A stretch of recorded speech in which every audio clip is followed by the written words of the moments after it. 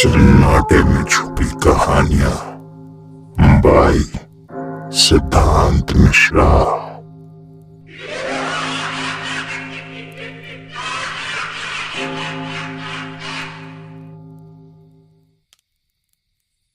13 साल पहले हमने जंगल ऑफ बोर्नियो में एक ऐसी जगह पर कैंप किया था जिसे हेडहंटर ग्राउंड्स के नाम से जाना जाता था।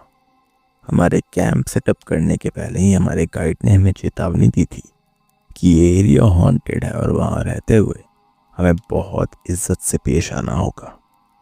उस रात कुछ अजीब हुआ।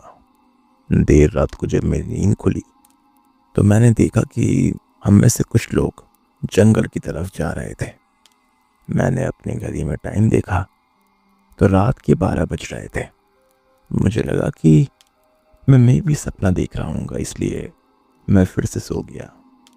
जब मैं उठा तो सुबह हो चुकी थी, पर अजीब बात थी कि घड़ी में अभी भी 12 ही बज रहे थे। नाश्ते के समय मैंने कल रात वाली बात सबके साथ डिस्कस की तो सबने यही कहा कि मैं सपना देख रहा हूँगा।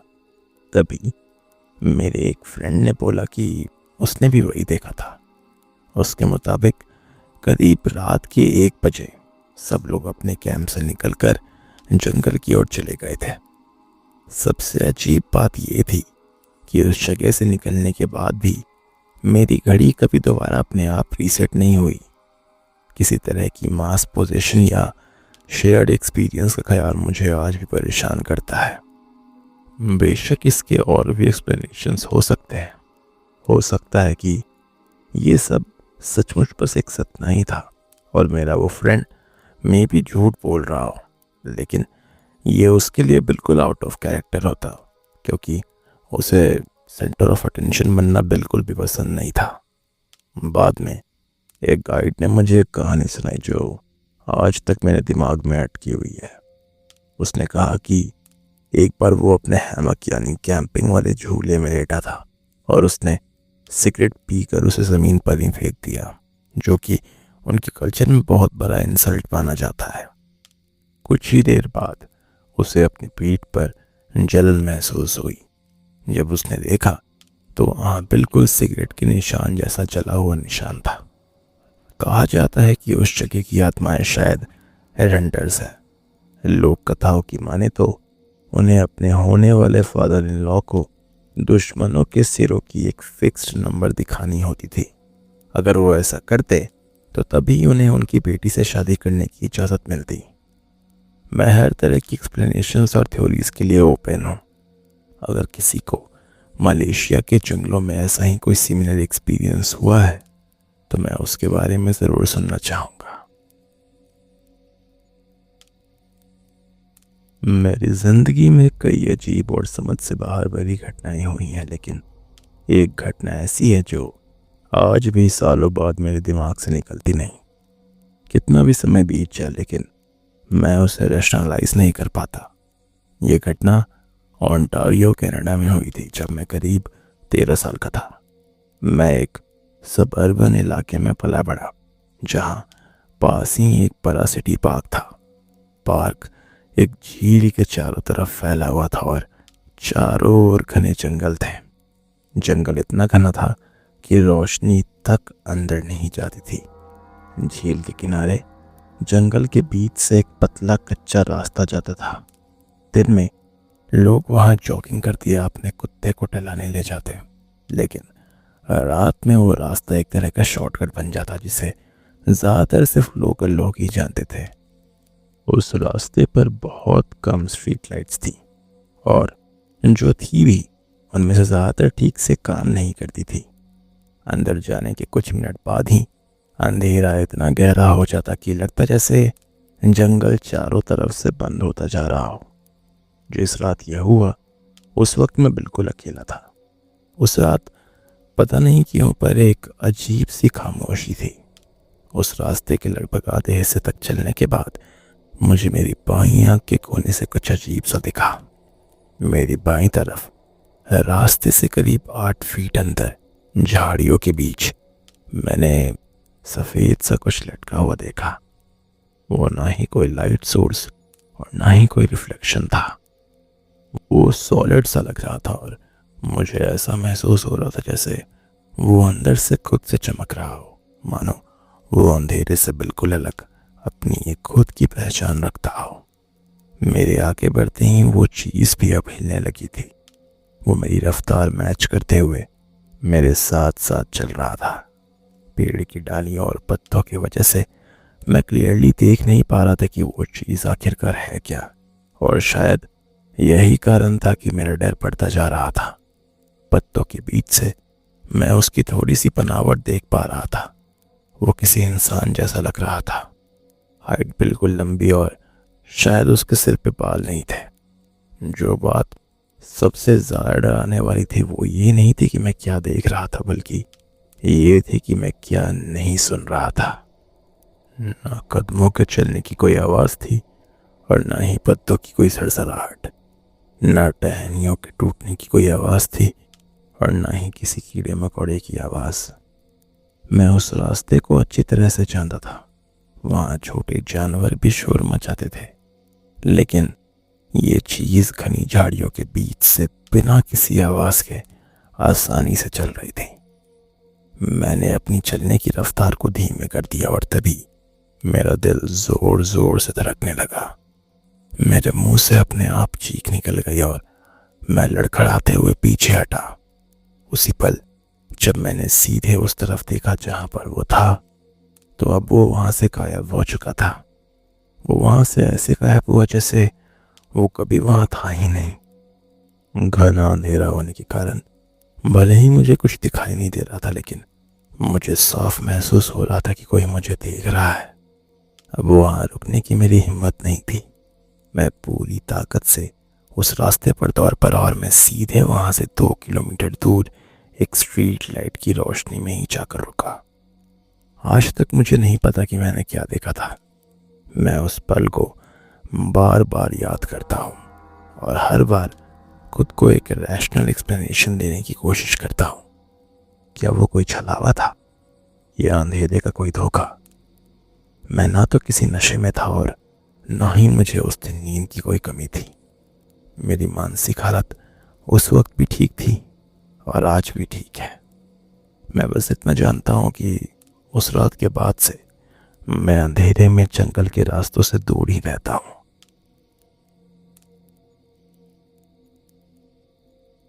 ये करीब 2 से 3 साल पहले की बात है। मैं कुछ दोस्तों के साथ उन्हीं में से किसी एक के घर के बाहर अपनी कार में बैठा था। रात के करीब 9 बजे थे और सर्दियों का मौसम था, इसलिए अंधेरा काफ़ी गहरा हो चुका था। हम टोटल 5 लोग थे। मैं ड्राइवर सीट पर, एक फ्रेंड आगे पैसेंजर सीट पर और बाकी 3 पीछे बैक सीट में बैठे थे। हम किसी रैंडम टॉपिक के बारे में बात कर रहे थे कि तभी अचानक मेरी रीढ़ की हड्डी में एक अजीब सी सिहरन दौड़ गई। मुझे ऐसा लगा जैसे कोई हमें घूर रहा हो। मैंने अपने बगल में बैठे फ्रेंड की ओर देखा और उसी पल उसने भी मेरी तरफ देखा। उसके चेहरे का एक्सप्रेशन ऐसा था जैसे उसने कोई भूत देख लिया हो। मैंने पूछा कि क्या उसे भी कुछ अजीब सा लगा और उसने हाँ कहा, पर पीछे बैठे उन तीनों को कुछ भी महसूस नहीं हुआ था। हम दोनों को थोड़ा अजीब तो लगा था, लेकिन हमने इसे इग्नोर किया और फिर से हम एक दूसरे से बात करने लगे। कुछ मिनटों बाद हमें वही एहसास दोबारा हुआ, पर इस बार वो और भी ज़्यादा इंटेंस था और फिर से हम दोनों एक दूसरे को देखने लगे। और तभी उसने मेरे पीछे ड्राइवर साइड की खिड़की के बाहर देखा और मुझसे कहा कि पीछे मत मुड़ना। पीछे बैठे दोस्तों को अब भी कुछ नज़र नहीं आया था, लेकिन फ्रंट सीट वाले दोस्त ने कहा कि बाहर कुछ है। बिना देखे भी मुझे अपने पीछे किसी की मौजूदगी महसूस हो रही थी। हम दोनों बारी बारी से बता रहे थे कि हमें क्या महसूस हो रहा है। हमें पूरा यकीन हो गया कि हम दोनों बिल्कुल एक ही चीज़ को महसूस कर पा रहे हैं। वो चीज़ पूरी तरह सफ़ेद और इंसान जैसी लग रही थी, हालांकि उस समय उसके डिटेल साफ नहीं थे। मुझे और मेरे दोस्त को लगा कि वो मौजूदगी कार के चारों ओर गोल गोल घूम रही है। साथ ही हमें हरे रंग के चमकते हुए गोल गोल सर्कल भी दिखने लगे जो बहुत तेजी से इधर उधर घूम रहे थे। इसे समझाना मुश्किल है क्योंकि हमने उन्हें ठीक से देखा नहीं, बल्कि हमें बस अंदर से पता था कि वो वहाँ हैं। वो सर्कल और तेज घूमने लगे और फिर अचानक सब कुछ गायब हो गया। मैं और मेरा दोस्त पीछे की तरफ झुककर पीछे बैठे दोस्तों से बात कर रहे थे कि तभी अचानक कार के पीछे फुटपाथ पर सफ़ेद रोशनी की एक तेज फ्लैश चमकी और ठीक उसी पल एक अजीब सी चीज़ हमारी तरफ दौड़ पड़ी। वो पूरी तरह सफ़ेद थी, 2 पैरों पर चलने वाली, इंसान जैसे, लेकिन बेहद लंबी और दुबली, लगभग 7 फीट ऊंची। उसका सिर घोड़े जैसा था, उसके लंबे पतले काले बाल थे और काली आंखें और नुकीले पंजे थे। हम दोनों एक साथ चिल्ला पड़े। मैंने तुरंत कार स्टार्ट की और कार को मैक्सिमम स्पीड में वहाँ से तुरंत भगाया। जब हम काफ़ी दूर निकल आए तो हम दोनों ने बारी बारी से बताया कि हमने क्या देखा था, और हैरानी की बात ये थी कि हमारी बातें एकदम मैच कर रही थी। मैंने सबको उनके घर ड्रॉप किया और फिर अकेला अपने घर की तरफ निकल पड़ा। पूरे रास्ते मुझे महसूस होता रहा कि वो मौजूदगी अब भी मेरे पीछे है। मैं ये नहीं समझ पा रहा था कि वो कार के अंदर थी या कार के बाहर से मेरा पीछा कर रही थी। हर बार जब मैं किसी सिग्नल या स्टॉप साइन पर रुकता तो मुझे लगता कि वो मेरे और करीब आ रही है, पर मेरे घर पहुंचते ही वो एहसास जैसे कहीं गायब सा हो गया। मुझे और मेरे दोस्त दोनों को लगा कि जो भी हमने देखा या महसूस किया उसका हमें नुकसान पहुंचाने का कोई इरादा नहीं था, बल्कि शायद वो बस अपनी मौजूदगी जताना चाह रहा था। इस घटना के बाद में मेरे साथ दोबारा ऐसा कुछ कभी नहीं हुआ। आज तक मुझे समझ नहीं आया कि वो एक्सपीरियंस आखिरकार था क्या। ये कहानी किसी एक घटना की नहीं है, बल्कि ऐसे एक्सपीरियंसेस की एक पूरी कड़ी है जो उस पहाड़ी गांव के इलाके में पीढ़ी दर पीढ़ी चली आ रही है। जहां पर मैं बड़ा हुआ वहां लगभग हर कोई इसके बारे में जानता है। ज़्यादातर लोगों ने कभी न कभी इसे महसूस किया है, भले ही कुछ लोग इस पर बात करने से इनकार कर देते हों। वहाँ गहरी घाटियों और घने जंगलों में भटकने वाली अजीब अजीब चीज़ों की और भूत प्रेत की अनगिनत कहानियाँ हैं, लेकिन वहाँ की एक अर्बन लेजेंड मुझे हमेशा से सबसे ज़्यादा फैसिनेट करती रही है। मैंने इसके बारे में पहली बार शुरुआती 2000s में बनी एक लोकल पैरानॉर्मल साइटिंग्स की वेबसाइट पर पढ़ा था। वहाँ इलाके की कई रीजनल अर्बन लेजेंड्स के बारे में और लोगों के पर्सनल पैरानॉर्मल एक्सपीरियंसेस लिखे हुए थे। उनमें से एक कहानी मेरे दिमाग में अटक गई। वो कुछ यूँ थी, जब भी तुम उस इलाके की सुनसान सड़कों पर चलते हो तो सड़क के दूसरी तरफ जंगल के अंदर कोई तुम्हारे साथ साथ चलता हुआ सुनाई देता है। अगर तुम रुकते हो तो वो भी रुक जाता है। अगर तुम चलते रहते हो तो वो बिल्कुल तुम्हारी ही चाल में चलता है और तुम्हारे कदमों की आवाज़ की नकल करता है।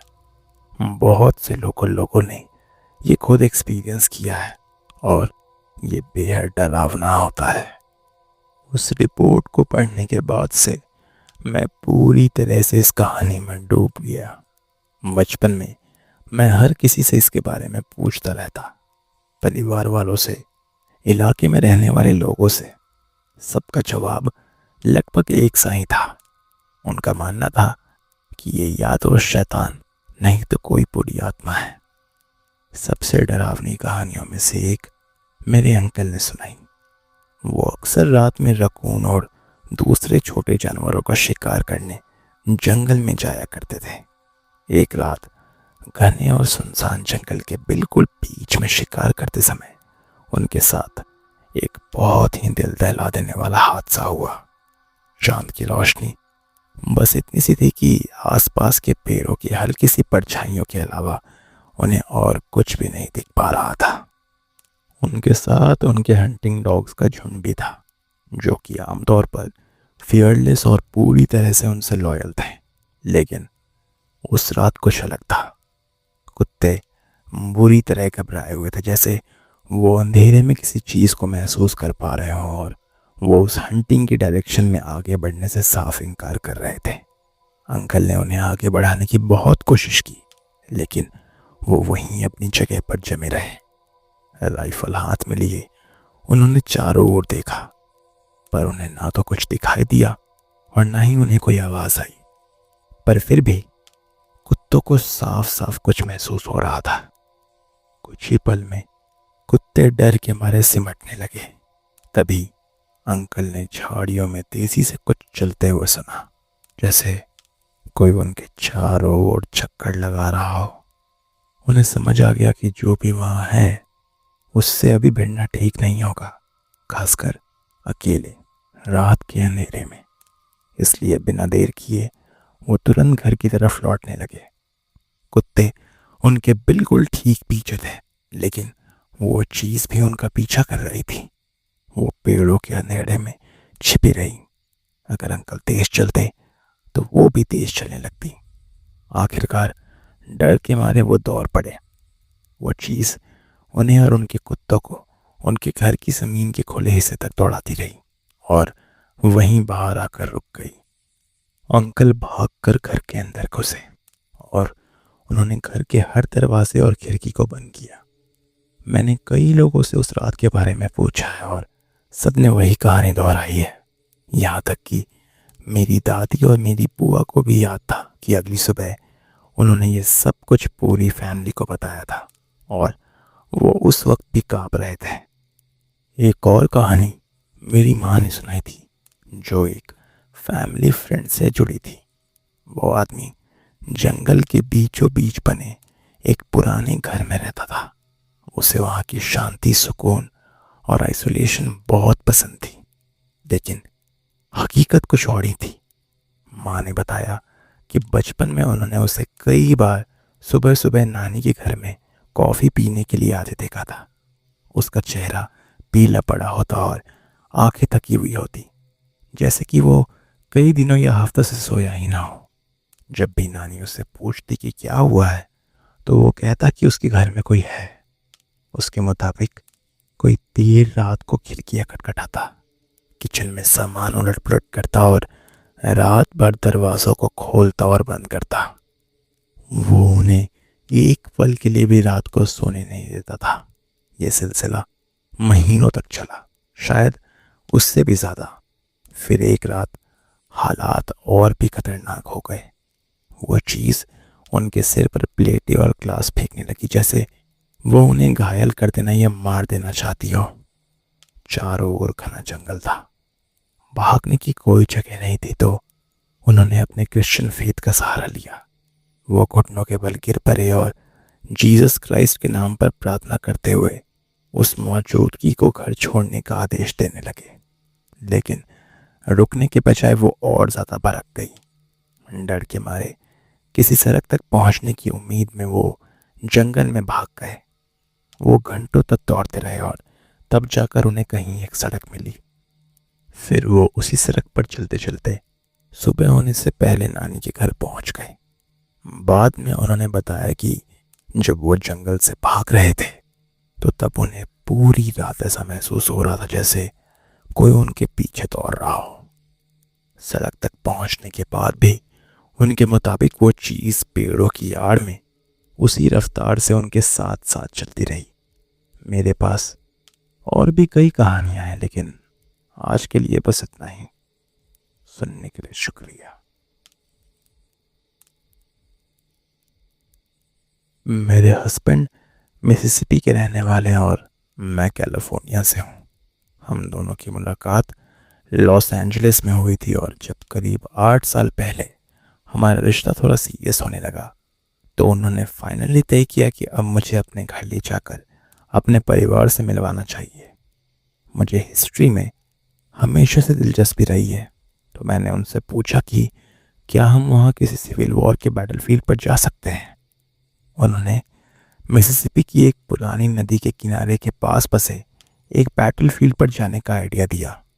वो बैटलफील्ड बहुत बड़ा और शांत था और ज़्यादातर जंगल ने उसे फिर से अपने कब्जे में ले लिया था।